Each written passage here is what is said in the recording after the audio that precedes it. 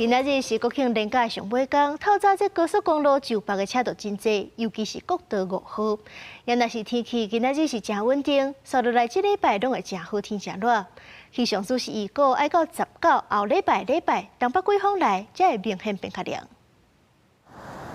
连假最后一日，上北车潮陆续出现，高公桥有高规制道外，国道交通量会到112万车公里，是平常时年平均的1.2倍。早起10点外，国道5号居然到头前路段车速已经落到40公里以下，公路上北被列为早起重点塞车路段，用路人爱加挂耐心。截至上午9点，国道5号北向雪隧的通过量次大约在7700辆次。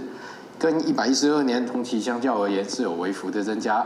上北车潮继续增加，高公桥提醒用路人爱提早出门，避开塞车路段。好在天气真好，回乡或者是上北拢无甲受影响。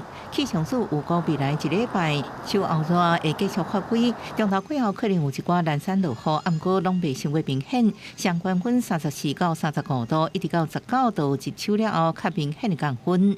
倘若这个冷空气是比较显著一点。因为现在温度比较高的时候，都还是有机会来到34至35度。那温度比较低的时候，可能就会有比较骤降的一个情况发生。那我们预期这波冷空气大致是以东北季风的一个等级为主。19开始，带有明显冷空气的东北季风豆豆增强入南，到时阵各地关分会明显降低，秋气也更较明显，早晚温度偏低。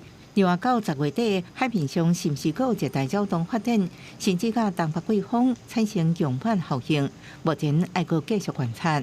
记者综合报道。